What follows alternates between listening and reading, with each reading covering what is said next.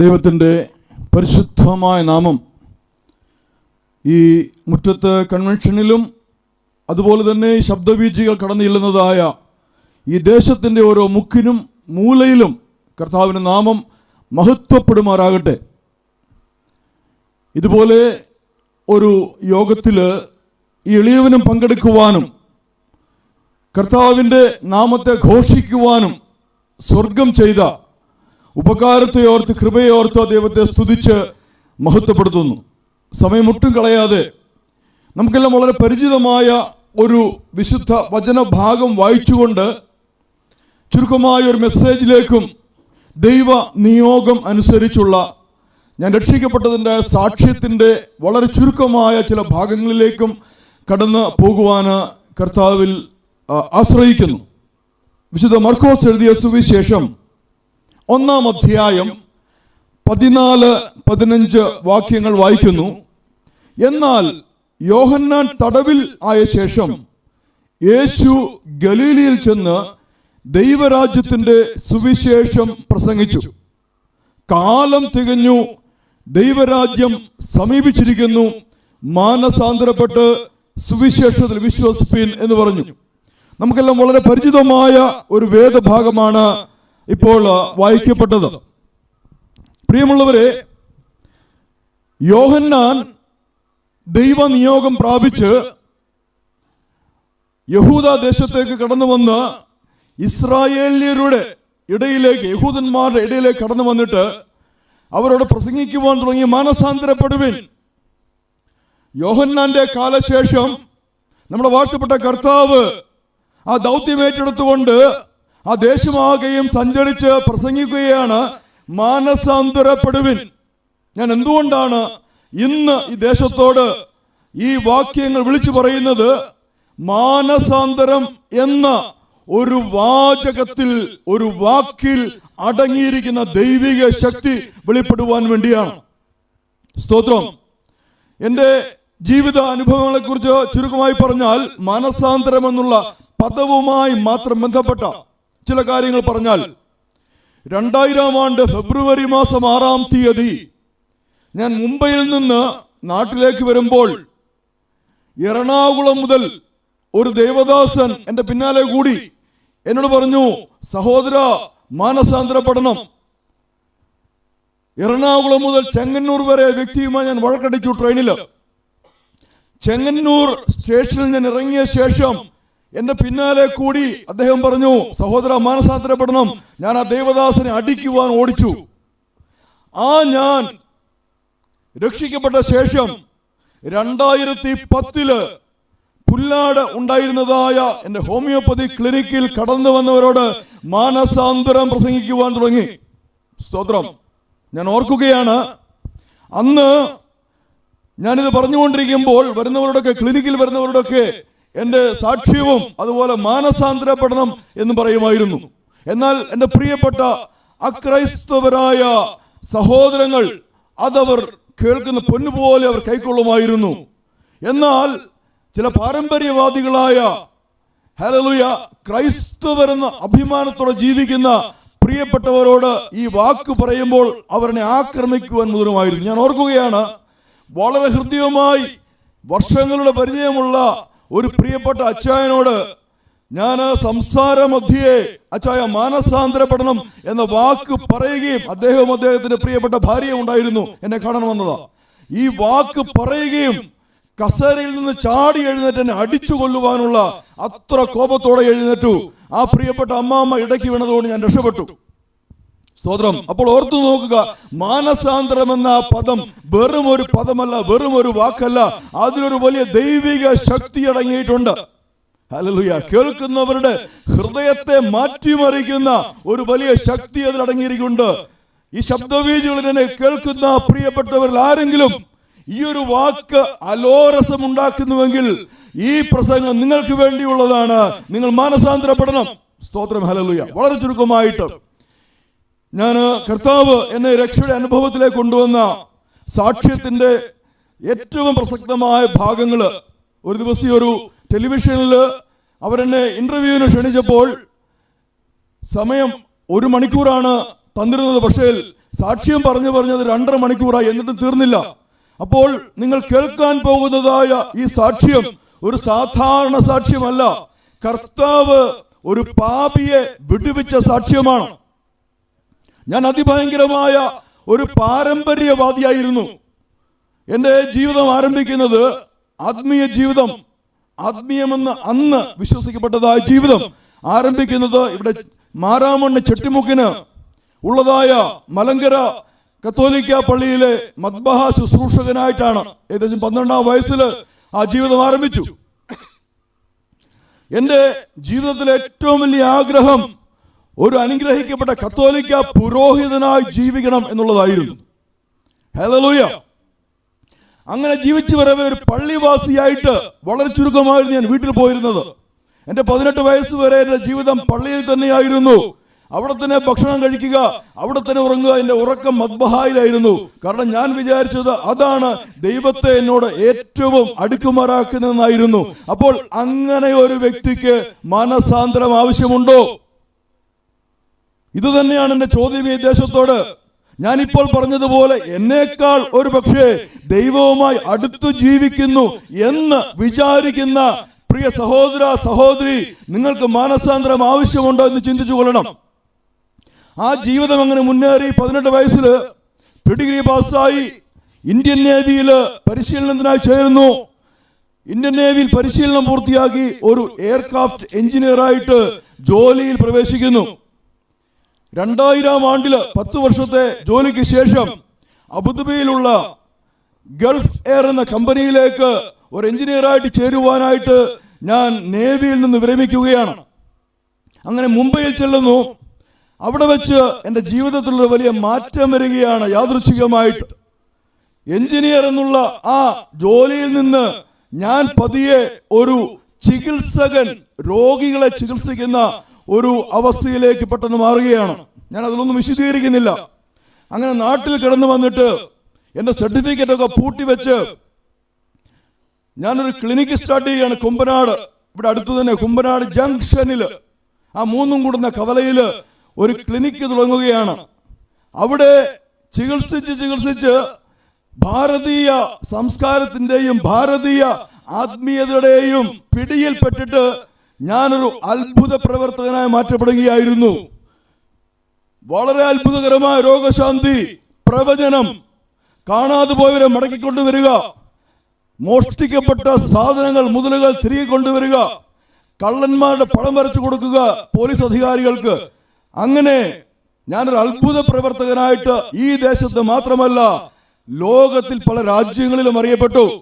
അനേകർ വിദേശികളെ കാണുവാൻ വരുവാൻ തുടങ്ങി. അങ്ങനെ പ്രശസ്തിയുടെയും ധനത്തിന്റെയും ഒക്കെ കൊടുമുടിയിലേക്ക് പതിയെ നടന്നു നൽകുവാൻ തുടങ്ങി. ഈ ദേശത്തുള്ള, നമ്മുടെ ഇന്ത്യ രാജ്യത്തുള്ളതായ അനേക മനുഷ്യ ദൈവങ്ങളുടെ ആളുകൾ എൻ്റെ അടുത്ത് വരുവാൻ തുടങ്ങി. മതമേലധ്യക്ഷന്മാർ, മന്ത്രിമാർ ഒക്കെ എന്നെ കൺസൾട്ട് ചെയ്യുവാനായിട്ട് വരുവാൻ തുടങ്ങി. ഞാൻ ചെയ്തിരുന്നതെല്ലാം യേശു ക്രിസ്തുവിന്റെ നാമത്തിലായിരുന്നു. എന്തു ചെയ്യുന്നോ അത് യേശുവിന്റെ നാമത്തിൽ പരിശുദ്ധാത്മാവിലാണ് ചെയ്യുന്നത് എന്നാണ് പറഞ്ഞിരുന്നത്. അതുകൊണ്ട് മലമേലധ്യക്ഷന്മാർക്ക് എന്നെ വലിയ ഇഷ്ടമായിരുന്നു. ക്രൈസ്തവ വിശ്വാസികൾ അനവധി എൻ്റെ അടുത്ത് വരുമായിരുന്നു. പുരോഹിതന്മാർ വരുമായിരുന്നു.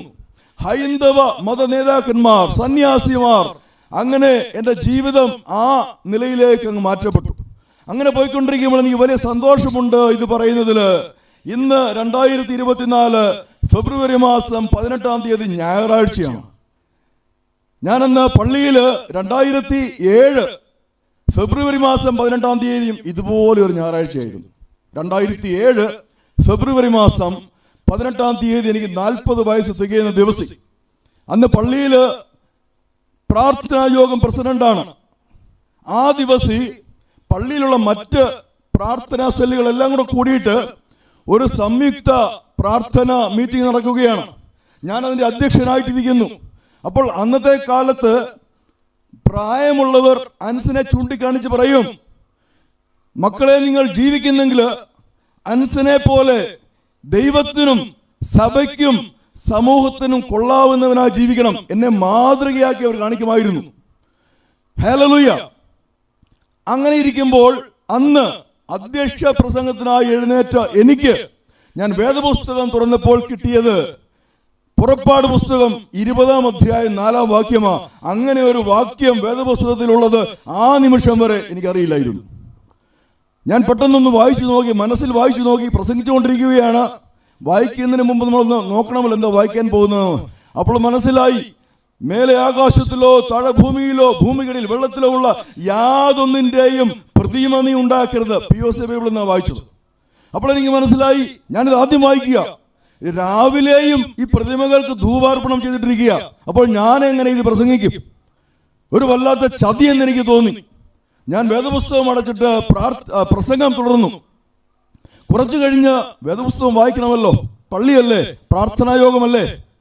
തുടർന്ന് ഞാൻ വീണ്ടും വേദപുസ്തകം വായിച്ചു. എനിക്ക് കിട്ടിയത് ആവർത്തന പുസ്തകം 5-ാം അധ്യായം 8-ാം വാക്യം. അത് തന്നെ എനിക്ക് വല്ലാതെ വിഷമമായി. ഇത് എങ്ങനെ പ്രസംഗിക്കും, എങ്ങനെ ഇത് വിളിച്ചു പറയും?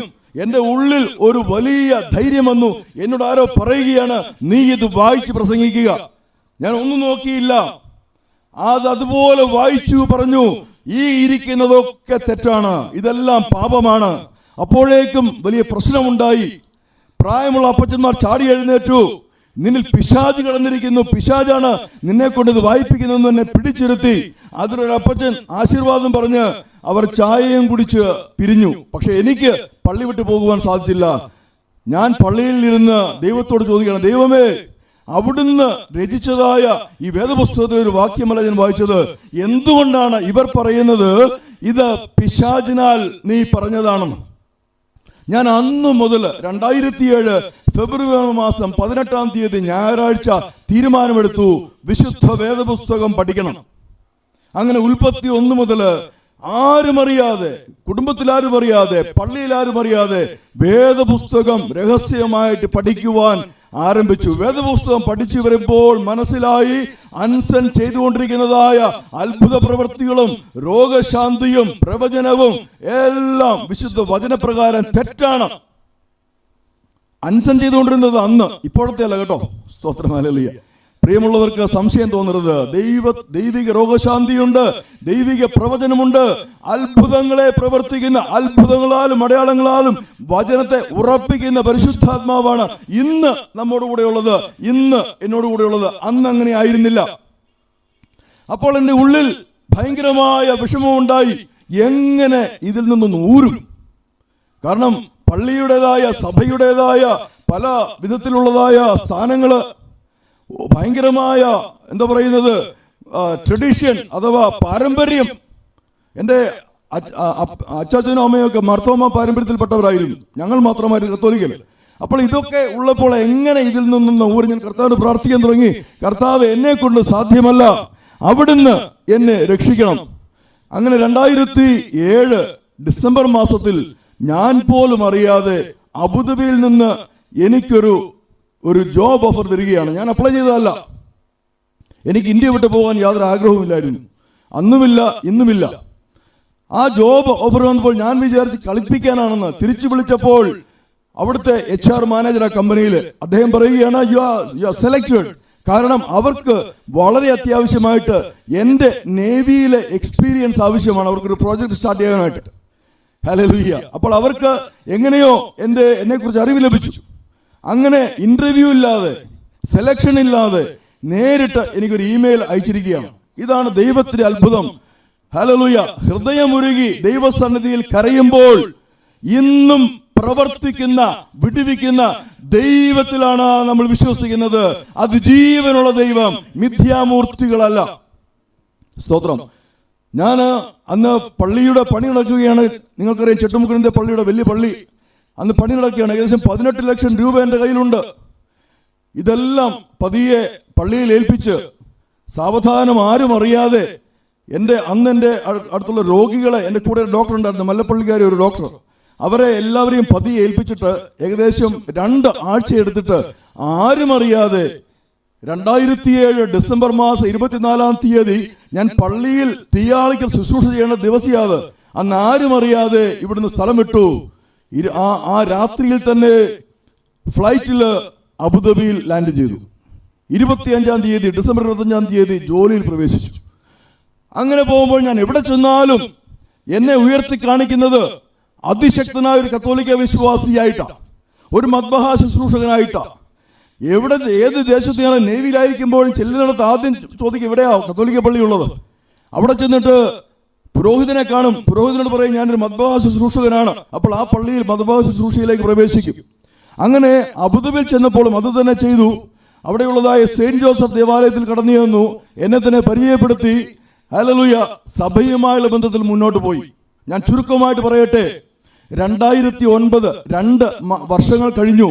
2009 ഡിസംബർ മാസം 9-ാം തീയതി ഞാൻ അബുദാബിയിൽ പോയി പള്ളിയിൽ കുമ്പസാരിച്ച് വിശുദ്ധ കുർബാനയിൽ പങ്കെടുത്ത് മടങ്ങി വരുന്ന വഴിക്ക് സ്പിന്നീസിൽ നിന്ന് എനിക്ക് ആവശ്യമുള്ള മദ്യവും സിഗരറ്റും ഭക്ഷണ സാധനങ്ങളൊക്കെ വാങ്ങി എൻ്റെ മുറിയിൽ വന്ന്, ഞാൻ എൻ്റെ മുറിയിൽ ഒറ്റയ്ക്കാണ്. എന്നെ ശ്രവിക്കുന്നവര്, മദ്യം ഉപയോഗിക്കുന്നവര്, പുകവലിക്കുന്നവര്, എന്തെങ്കിലും വിധത്തിലുള്ളതായ തെറ്റായ സാമഗ്രികൾ ഉപയോഗിക്കുന്നവർ ഇത് കേൾക്കണം. ഞാനിതെല്ലാം എടുത്ത് എൻ്റെ മുറിയിൽ വന്നു. എൻ്റെ മുറിയിലിരുന്ന് വളരെ റിലാക്സ് ചെയ്തിട്ട് ഇതൊക്കെ തുറന്ന്, അതൊരു ലോങ് വീക്കെൻഡാ, 3 ദിവസത്തെ വീക്കെൻഡാ. ആ വീക്കെൻഡ് ആഘോഷിക്കുവാനായിട്ട് ആരംഭിക്കുകയും എൻ്റെ ചെവിയിൽ വളരെ കൃത്യമായ, വളരെ മൃദുലമായ ഒരു ശബ്ദം മലയാളത്തിൽ കേൾക്കുകയാണ്. അൻസൻ, നീ പാപിയാണ്, മാനസാന്തരപ്പെട്ട് തിരിഞ്ഞുകൊള്ളുക. വളരെ വ്യക്തമായി ഞാൻ കേട്ടു. പക്ഷേ ഞാനത് ശ്രദ്ധിച്ചില്ല. എനിക്ക് തോന്നിയതാണെന്ന് വിചാരിച്ച് എൻ്റെ പ്രവൃത്തിയിലേക്ക് ഞാൻ തിരിഞ്ഞു. സ്വല്പം കഴിഞ്ഞപ്പോൾ ഒരു ആജ്ഞയായിട്ട് അതേ ശബ്ദം കുറച്ചുകൂടെ കർക്കശമായിട്ട് പറയാൻ തുടങ്ങി. അൻസൻ, നീ പാപിയാണ്, നിന്റെ പാപം നിന്നെ എന്നിൽ നിന്ന് അകറ്റിയിരിക്കുന്നു, മാനസാന്തരപ്പെട്ട് തിരിഞ്ഞുകൊള്ളുക. എനിക്ക് ഭയങ്കരമായ ദേഷ്യം വന്നു. ഞാൻ തിരിച്ചു പറയുകയാണ് ആ ശബ്ദത്തോട്, ഞാൻ ഇപ്പോൾ പള്ളിയിൽ പോയി കുമ്പസാരിച്ച് കുർബാന കൊണ്ട് വന്നതേ ഉള്ളൂ, എന്നിൽ പാപമില്ല, എന്തെങ്കിലും പാപമുണ്ട് കാണിച്ചു തരണം. ഇത് പറഞ്ഞ നിമിഷം എൻ്റെ കാഴ്ച നഷ്ടപ്പെട്ടു. എനിക്കൊന്നും കാണുവാൻ സാധിക്കുന്നില്ല. മുറിയിൽ ഒരു കാര്യം കാണാൻ സാധിക്കുന്നില്ല. മുമ്പിൽ തുറന്നു വെച്ചിരിക്കുന്ന മദ്യക്കുപ്പ് പോലും കാണാൻ സാധിക്കുന്നില്ല. ഹല്ലേലൂയ. തുറന്ന് കേൾക്കണോ ദൈവമക്കളെ? ഞാൻ ഏകദേശം എനിക്ക് ഓർമ്മ വെച്ച കാലം മുതൽ എന്തെല്ലാം പാപങ്ങൾ ചെയ്തു കൂട്ടിയോ, ഏതെല്ലാം പാപങ്ങൾ കുമ്പസാരക്കൂട്ടിൽ പ്രിയ വൈദികന്റെ മുമ്പിൽ കുമ്പസാരിച്ചോ, അവ ഓരോന്നോരോന്നായിട്ട് വളരെ വ്യക്തമായി ദർശനത്തിൽ കാണുവാൻ തുടങ്ങി, കേൾക്കുവാൻ തുടങ്ങി. എൻ്റെ ചെവിയിൽ കേൾക്കുന്നത് ആ പാപവുമായി ബന്ധപ്പെട്ട കാര്യങ്ങള്, ഞാൻ കാണുന്നത് ആ പാപം. അതുപോലെ എപ്രകാരം നമ്മൾ TV ഒക്കെ കാണുന്നുവോ അതുപോലെ കണ്ടുകൊണ്ടിരിക്കുക. എങ്ങോട്ട് നോക്കിയാലും, ഏത് ഭിത്തിയിലേക്ക് നോക്കിയാലും എനിക്ക് കാണുന്നത്, എൻ്റെ മുറിയിൽ മറ്റൊന്നും കാണുവാൻ കഴിയുന്നില്ല, എൻ്റെ പാപങ്ങളാണ്. 1, 2, 3 ദിവസങ്ങളെടുത്തു. 11-ാം തീയതി അർദ്ധരാത്രി ആയപ്പോൾ ഞാൻ പള്ളിയിൽ പോയിട്ട് മടങ്ങി വരുന്ന വഴിക്ക് സ്പിന്നീസിൽ കയറി ഈ മദ്യവും കാര്യങ്ങളും വാങ്ങുന്ന അവിടെ വന്നിരിക്കുന്നത് വരെയുള്ള കാര്യങ്ങൾ വ്യക്തമായി കാണിച്ചു. എൻ്റെ ഹൃദയത്തിൽ വലിയൊരു ചിന്ത ഉണ്ടാവുകയാണ്. പാപത്തെക്കുറിച്ച് ബോധ്യം വരുത്തുന്നത് പരിശുദ്ധാത്മാവ, പിശാചല്ല. ആ നിമിഷം ഞാൻ വിചാരിച്ച് പിശാചാണ് ഇത് പറയുന്നത്. പെട്ടെന്ന് മനസ്സിലായി ഇത് മറ്റാരുമല്ല, കർത്താവ് യേശു ക്രിസ്തുവാണ് എന്നോട് സംസാരിച്ചത്. ഞാൻ നെടുമ്പാടം വീണു. ഞാൻ വിചാരിച്ചു കർത്താവിന്റെ മുമ്പിൽ നിൽക്കുന്നുണ്ട്. ഞാൻ ആ പാദങ്ങളിൽ പിടിച്ചു, നിലത്ത് കിടന്നുകൊണ്ട് കരയാൻ തുടങ്ങി. പറഞ്ഞു, കർത്താവേ എന്നെ രക്ഷിക്കണമേ, എന്റെ പാപങ്ങളെ മോചിക്കണമേ. ഞാൻ അവിടുത്തെ എന്റെ നാഥനായി സ്വീകരിക്കുന്നു.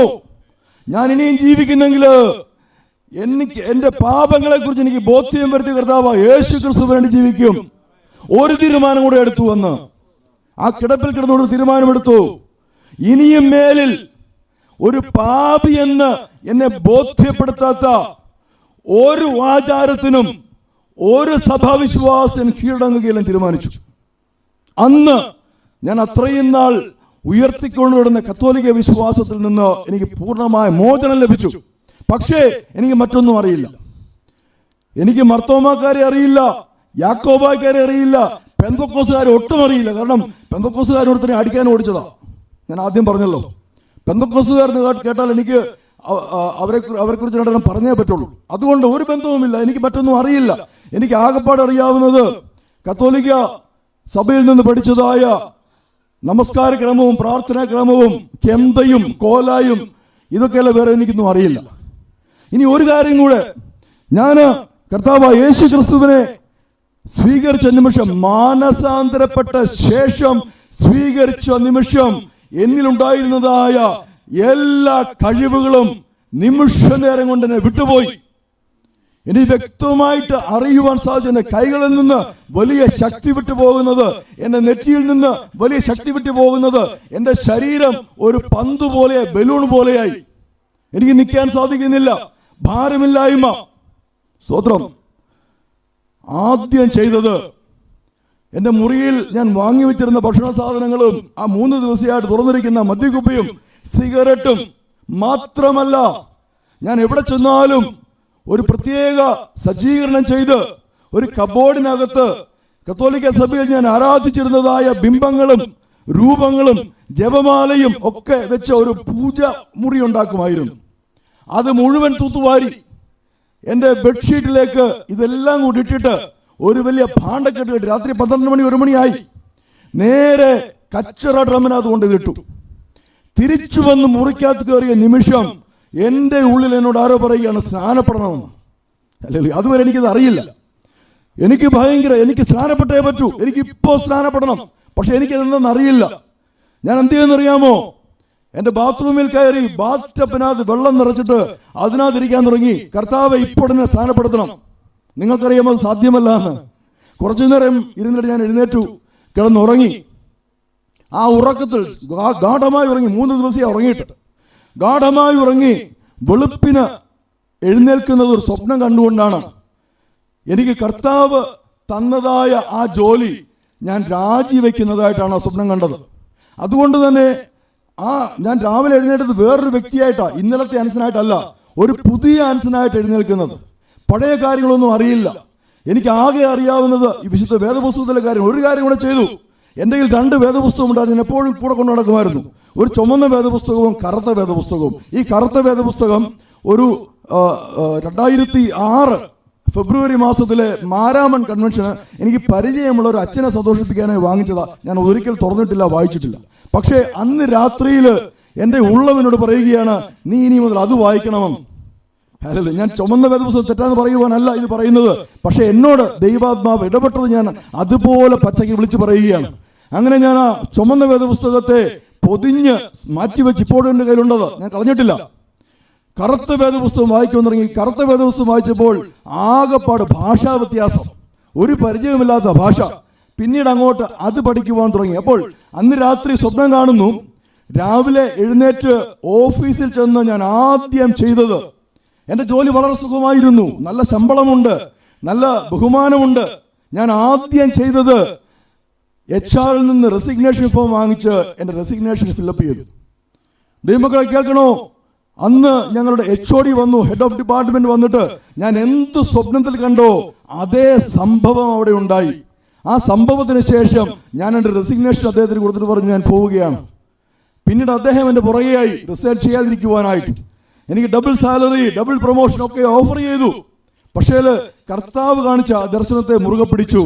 അങ്ങനെ 2010 അന്ന് ആഷയെയും കുഞ്ഞുങ്ങളെയും ഞാൻ നിർബന്ധിച്ച് പാസ്പോർട്ട് എടുപ്പിച്ചിട്ട് ആഷയ്ക്ക് അവിടെ സ്കൂളിൽ ജോലിയും കുഞ്ഞുങ്ങൾക്ക് അവിടെ സ്കൂളിൽ പഠിക്കുവാനും എല്ലാം ഇവർ അങ്ങോട്ട് വരുവാനിരിക്കുകയാണ്. അപ്പോഴാണ് 2010 ജാനുവരി മാസം 6-ാം തീയതി ഇവർ കാണുന്നത് കയ്യിലൊരു വേദപുസ്തകം പിടിച്ച് ഒരു ചെറിയ പെട്ടിയും പിടിച്ച് ഞാൻ വീട്ടിലേക്ക് വരുന്നത്. സ്തോത്രം.